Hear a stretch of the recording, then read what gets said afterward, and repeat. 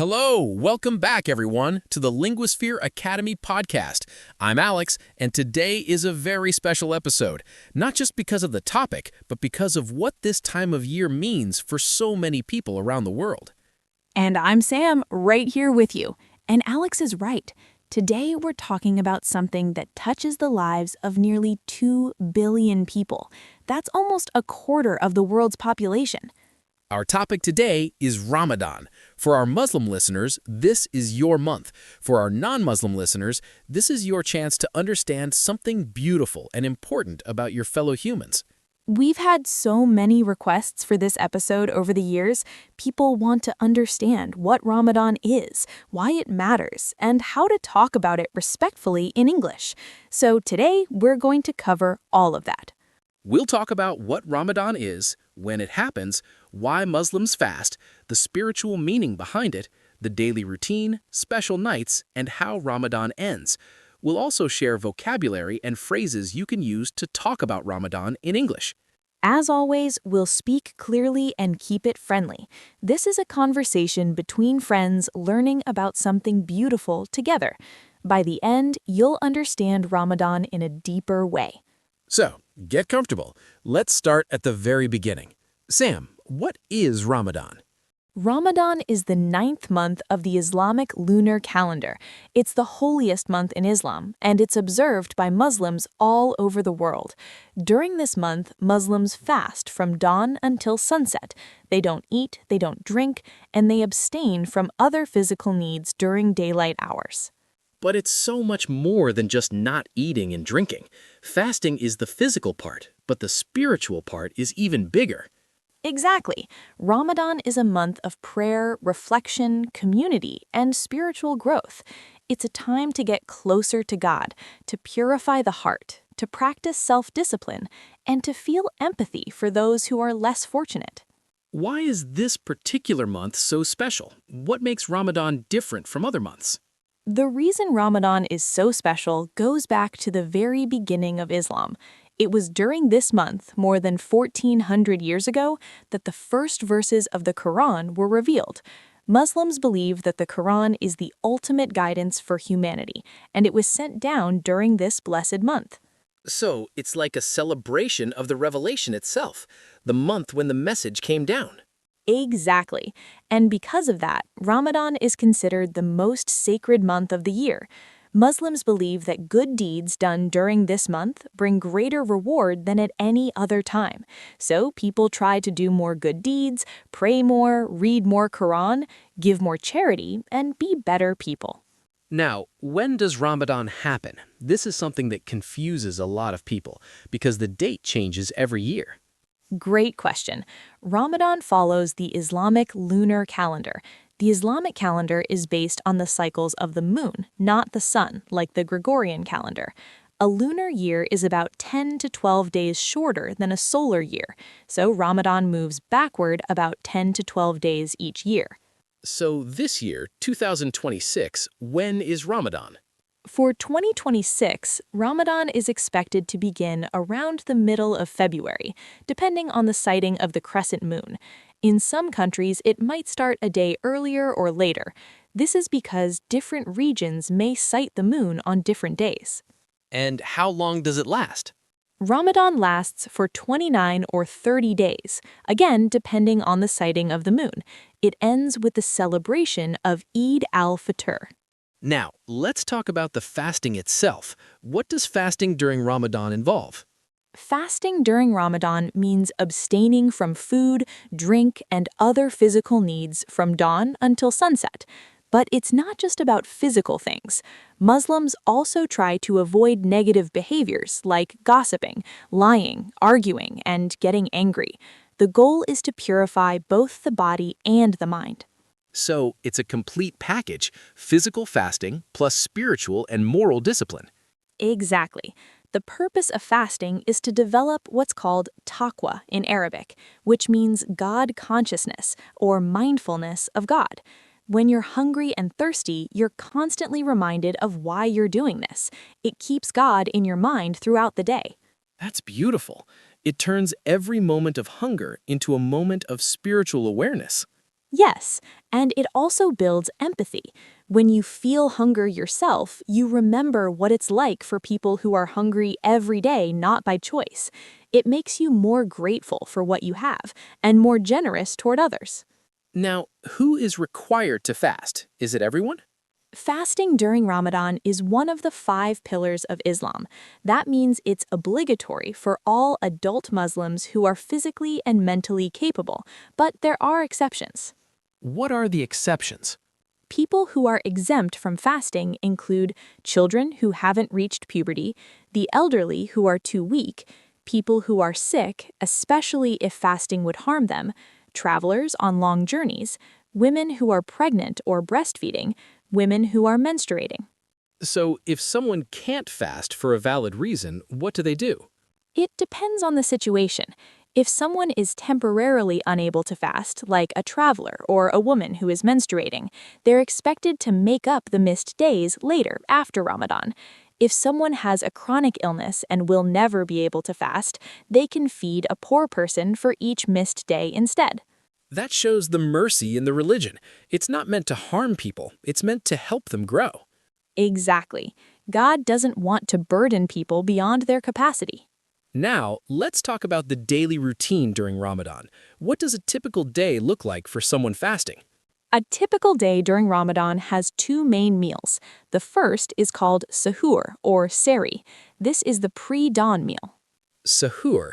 Can you spell that for our listeners? Suhoor. People wake up early, before dawn, to eat a meal that will sustain them through the day. It's usually eaten just before the dawn prayer. And what do people typically eat for sahur? It varies by culture, but the idea is to eat something nutritious that will provide energy throughout the day. Things like oats, yogurt, eggs, whole grains, fruits, and plenty of water. Then, after sahur, the fast begins. Yes, once dawn breaks and the dawn prayer time begins, the fast starts. From that moment until sunset, no food, no drink, nothing. And then, at sunset, they break the fast. What's that called? That's called iftar, IFTAR. At sunset, exactly at the time of the sunset prayer, Muslims break their fast. And how do they break it? Traditionally, Muslims break their fast with dates and water. Dates are sweet, they provide quick energy, and they're mentioned in the Quran. Then they pray the sunset prayer, and after that, they eat a full meal. There's also a special prayer said when breaking the fast, right? Yes, there's a beautiful dua or supplication that many Muslims recite when breaking their fast. It's a simple prayer thanking God for the strength to fast and asking for acceptance. That's beautiful. The moment of breaking the fast is considered a special time for prayers to be accepted. Yes, it's a very blessed moment. After a long day of fasting, when you finally take that first sip of water or bite of date, it's a deeply spiritual experience. After iftar, what happens? After iftar and the sunset prayer, Muslims usually pray the night prayer. Then during Ramadan, there's a special additional prayer called Taraweeh. Taraweeh. Taraweeh. What is Taraweeh? Tarawih are special nightly prayers performed only during Ramadan. They're long prayers where the Quran is recited, and over the course of the month, the entire Quran is completed. It's a beautiful tradition, and many Muslims go to the mosque to pray Tarawih together. So over 30 nights, they hear the whole Quran? Exactly! It's a way to connect with the Quran intensely during the month it was revealed. Now, there's something very special about the last 10 nights of Ramadan, right? Yes, the last 10 nights of Ramadan are considered the most blessed nights of the entire month. Muslims increase their worship during these nights, seeking a special night called Laylat al-Qadr. Laylat al-Qadr. Can you explain what that is? Laylat al-Qadr means the night of power or the night of decree. It's the night when the Quran was first revealed. This night is described as better than 1,000 months. Better than 1,000 months? That means worship on this night is more valuable than worship for over 83 years. Exactly. It's an incredible blessing. Muslims are encouraged to seek this night, especially in the last 10 nights, and especially on the odd-numbered nights like the 21st, 23rd, 25th, 27th, and 29th. Is there a special prayer for that night? Yes, there's a beautiful dua that is often recited on this night. It asks God for forgiveness because God is forgiving and loves to forgive. That's so simple, but so powerful. Asking for forgiveness on the night better than 1,000 months. Yes, many Muslims spend the last 10 nights in the mosque, focusing completely on worship. Now, let's talk about charity during Ramadan. This is a huge part of the month. Charity is emphasized throughout the year in Islam, but during Ramadan, it's even more important. Muslims believe that the reward for good deeds is multiplied during this month, so they try to give as much as they can. There's a specific type of charity related to Ramadan, right? Yes, there's something called Zakat al-Fitr. Sometimes it's called Fitrana. This is a special charity that every Muslim who can afford it must pay before the Eid prayer at the end of Ramadan. What's the purpose of Zakat al-Fitr? It has two main purposes. First, it purifies the fast from any shortcomings or mistakes made during Ramadan. Second, it ensures that poor people can also celebrate Eid and have food on Eid day. It's about making sure everyone can enjoy the celebration. That's beautiful. No one is left out. Exactly. The amount is usually equivalent to about 3 to 4 kilograms of staple food, like rice, wheat, or dates, or its monetary value. People give it to charity organizations or directly to needy families. Now, let's talk about how Ramadan ends. What happens on the last day? Ramadan ends with the sighting of the new moon for the next month, which is called Shawwal. The first day of Shawwal is the day of Eid al-Fitr. Eid al-Fitr. Can you explain what that means? Eid means celebration or festival. Al-Fitr means breaking the fast. So Eid al-Fitr is the festival of breaking the fast. It's a day of joy, gratitude, and celebration. How do Muslims celebrate Eid? The day begins with a special prayer, the Eid prayer, which is performed together, often in large open spaces or mosques. Before the prayer, Muslims have already paid their Zakat al-Fitr. After the prayer, they greet each other with Eid Mubarak, which means blessed Eid. Eid Mubarak. That's the greeting. Yes, then families gather, special meals are prepared, children receive gifts or money, and there's a general feeling of happiness and community. It's like a big Thanksgiving celebration. Now, for our non-Muslim listeners, it's important to know how to greet someone during Ramadan. Sam, what are the common greetings?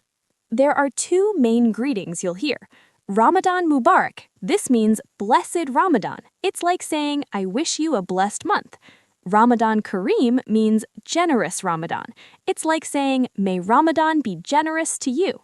So, if you want to wish a Muslim friend well during Ramadan, you can simply say Ramadan Mubarak or Ramadan Kareem. Exactly. And if someone says it to you, you can reply with the same phrase. That's simple and respectful. People appreciate when you make an effort to acknowledge their traditions. Absolutely. It shows respect and friendship. Now let's talk about the health aspects of Ramadan. A lot of people wonder if fasting is healthy. For most healthy people, fasting can actually have health benefits. It gives the digestive system a rest and can help with self-discipline around food. But it's important to do it right. Yes, some key tips for healthy fasting include drink plenty of water between iftar and suhoor, eat hydrating foods like soups and fruits, avoid too much fried and sugary foods, eat slowly to avoid overeating, include vegetables, fruits, whole grains, and lean proteins, and don't skip suhoor. It's your fuel for the day. And what about people with health conditions? Can they fast? People with health conditions should consult their doctor. Conditions like diabetes, heart disease, or kidney problems may require special consideration. Pregnant and breastfeeding women should also speak with their healthcare provider about whether fasting is safe for them. So the key is individual consultation with a medical professional. Exactly. The purpose of fasting is not to harm anyone. Now let's talk about the spiritual benefits of Ramadan. This is really the heart of the month. The spiritual benefits are immense. Ramadan is a time for self-discipline, learning to control your desires and impulses. Empathy, feeling what the poor feel and becoming more generous. Gratitude, appreciating what you have when you experience hunger. Forgiveness, seeking God's forgiveness and forgiving others. Connection, feeling closer to God through prayer. Community, coming together for iftar with family and neighbors.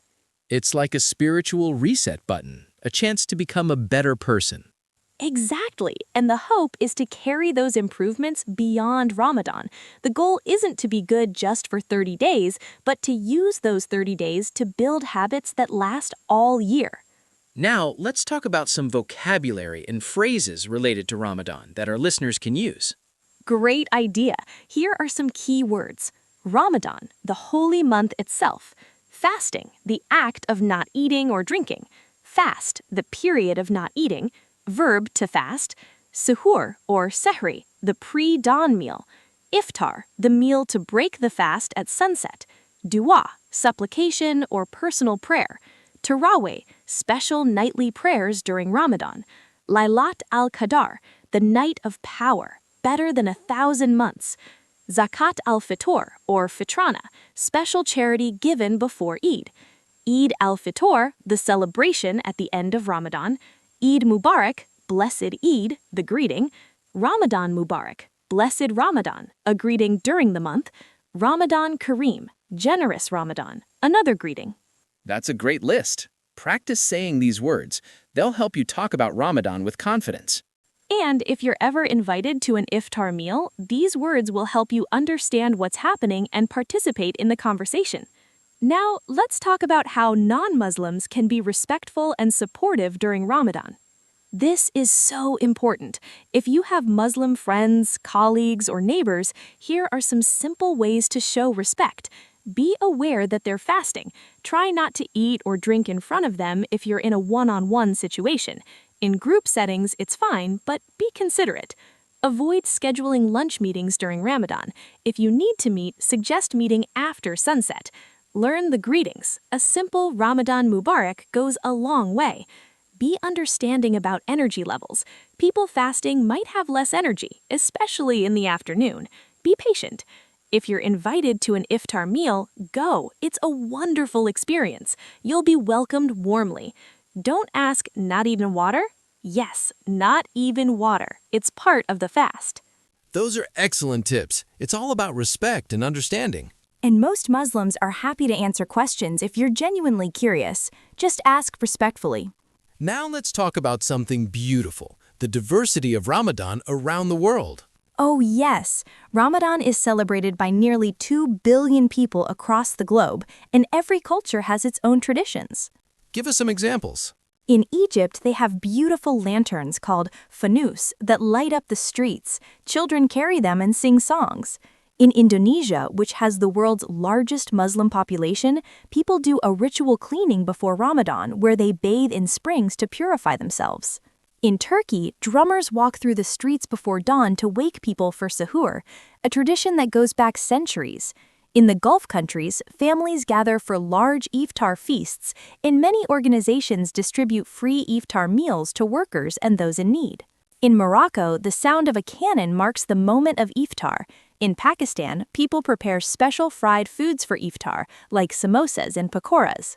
So while the core practices are the same, the cultural expressions are beautiful and diverse. Exactly. That's the beauty of Islam. It unites people in worship while allowing cultural diversity to flourish.